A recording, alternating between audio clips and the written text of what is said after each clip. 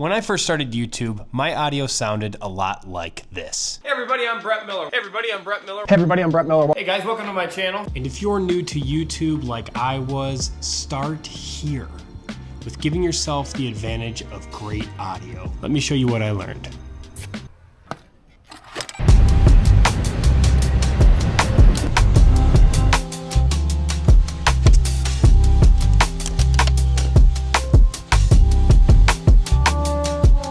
All right, so let's start off by setting up the DJI mic. We have a super windy day here in Cleveland, so this is kind of a 2-for-1 to show you how well the microphone actually works in high wind conditions. I'm not sure exactly what the wind speeds are, but they're blowing pretty good. And I think that this little fur cap does an excellent job, so I'm not really worried about it. Also, I have it recording in 32-bit float, so I can kind of adjust things a little bit more than normally. So let's jump in. I'm using the DJI Action 4, so I'll show you how I set up my microphone for the best results while syncing it to the DJI Action 4. So really quick, I wanted to show you guys an awesome feature of the DJI Mic 2. It connects directly to the Action 4 as well as the Osmo Pocket 3, and you don't need any receiver, and you get all of the same features as if you were connected to the receiver. If you go down into the menu, settings menu, and into wireless microphone, it'll show you your levels, it'll show your battery life, and also show you the kind of features you can select within the Action 4. Including the vibration, audio to video sync, 32-bit float, and a low cut. You can turn all those features on or off. And you can get a lot more control when you actually do use the receiver. So let me show you the settings within the receiver when connected to the transmitter.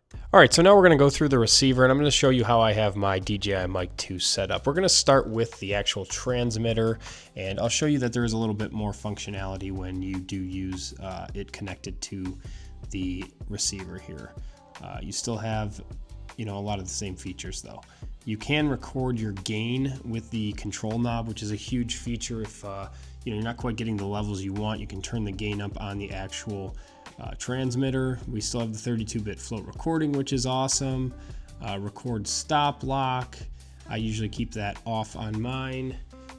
Going over to noise reduction via the button. I do like to have the ability to activate that noise reduction if I want to through the actual transmitter. Auto record is a feature that automatically records through the microphone as soon as you turn it on. I never really want that. I'm not really like that much of a running gunner, so I keep that off. And then the rest of these settings are pretty standard. I don't really mess with them too much. I do like the indicators. I don't really film at night, so it's not really annoying or anything like that. And then I do like to have the transmitter auto off so that I save some battery when my camera turns off. Next, going into settings, these are just the general settings of the receiver itself. As you can see, pretty much what every standard microphone should have, or transmitter and receiver should have set up. Going into receiver settings, there is a safety track you can record, which is huge. This has saved me a couple of times already. And you can change kind of mono, stereo, and what have you, left or right if you're recording with 2 microphones. The recommended camera settings is really nice. If you're using a wireless microphone, you can choose your camera specifically on the receiver, and it sets the gain and everything perfectly so that you have the best audio for your device. Once you select the brand, you can then choose the model and get the perfect audio for your camera. Next, receiver gain. You can also adjust that, which is really nice, and just dial this thing in perfectly to get the best audio.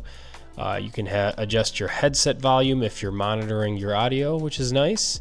This power on off simultaneously will turn the microphone off as soon as the camera goes off, so it just saves you a little bit more battery. You can have the receiver turn off automatically as well, and you can relink your transmitter to the receiver if for some reason it becomes disconnected.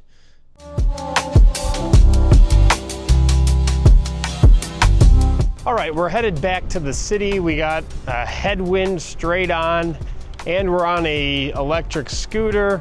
And this is how the audio sounds on the DJI Mic 2, but something tells me we can do better.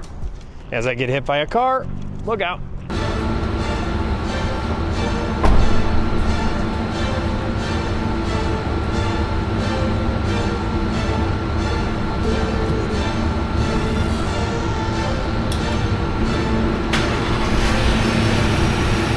Now, I don't know the exact test or why you would even need this much wind, but I guess it's good to know things regardless.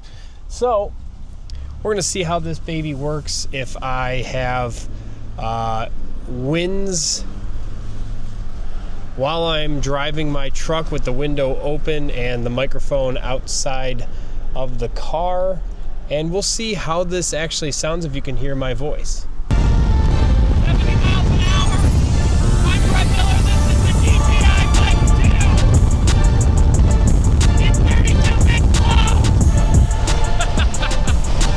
I'm losing my mind. Or maybe sometimes you want to live your life a little bit calmer and vlog your lifestyle while walking through a city park. And you can walk through the park and talk just as you normally would and get different shots from different angles of your exciting life with friends or by yourself. And maybe you want to hit the beach in the fall when it's freezing, or wet a line and go fishing. If I had my fishing rod, that would have been actually pretty nice. The beauty of the DJI Mic 2 is that no matter what your environment, you'll always have good audio.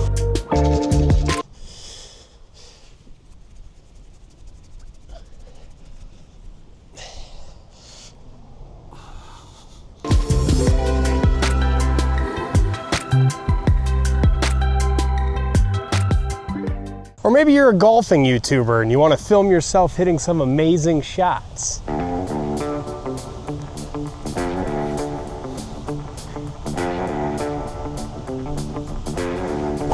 Oh God, not again.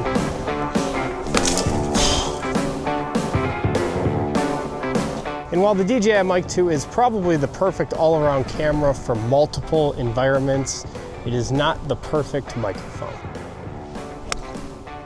For instance, it's clipped onto my shirt and it makes me miss every single shot today. I mean, how did that end up back there?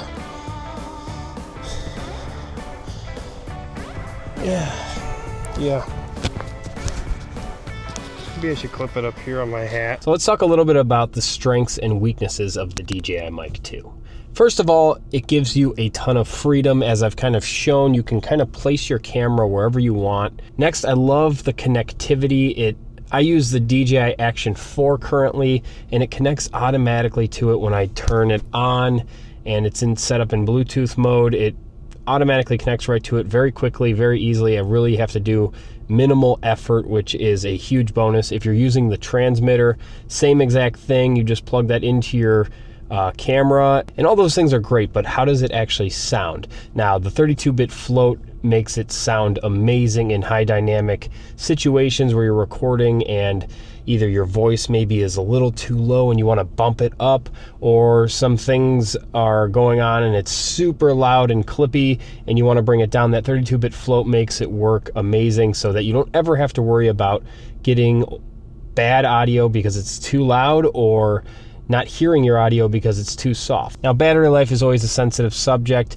Operation time on this microphone is 6 hours, which I think is pretty good. And lastly, I love the size of this thing. My audio might change a little bit because I'm moving the mic around, but this thing is so tiny. It gives you a ton of anonymity if you are not somebody that likes a ton of attention when you're out recording in the street.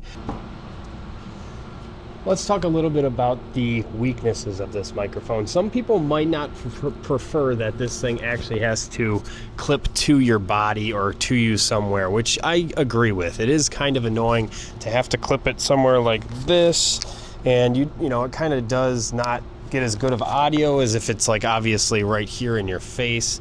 And some people don't want to hold something. It is nice sometimes just to have an actual shotgun microphone and just kind of set it and forget it, and you don't have to worry about this thing falling off of you if you're doing something active.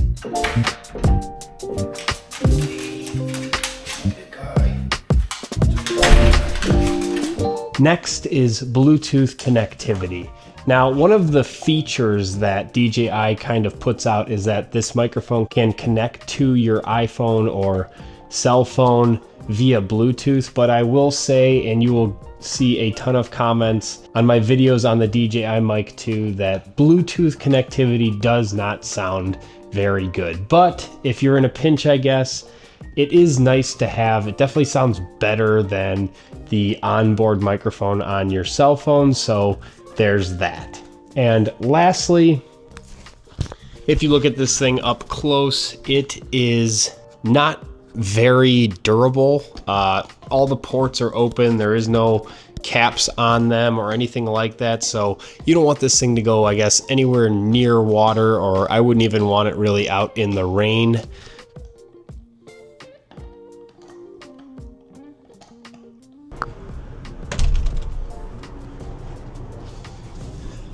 So if you're new to YouTube or you're just looking to upgrade to a new microphone, I highly suggest by starting with the DJI Mic 2. This thing has completely upgraded my entire process of creating YouTube videos. I don't know how I ever did it really without it. The simplicity of setting it up and getting quality audio has completely shortened my learning curve of creating good videos. And along with that, it's completely like taken my fear of, you know, getting a good actual shot and spending all of this time trying to say the right things in videos and not being afraid anymore of losing my audio. That happened to me a ton, and it is completely deflating when you feel like you finally got a good shot and people aren't around and bothering you or like in your way for filming something, and then you take your opportunity to film and then there's no audio, or the audio sounds terrible. Even if the connection for some reason goes down, you always have a safety track if you set it up. You really shouldn't have any fear of losing your audio or not being able to fix it in post-production. If this video wasn't enough and you want to learn more about the DJI Mic 2, check out the playlist I have on this microphone. I love it. I love creating videos around it because I feel like it really can help creators make the best videos out there, and I love helping you guys out with these videos, and it's a blast seeing you in the comments and being able to answer all of your questions. So leave a comment below if you do have any questions on it, and I will get back to you as soon as I possibly can. Like and subscribe if you like these kind of videos and you want to learn more about the gear that you use. I'll see you guys on the next one.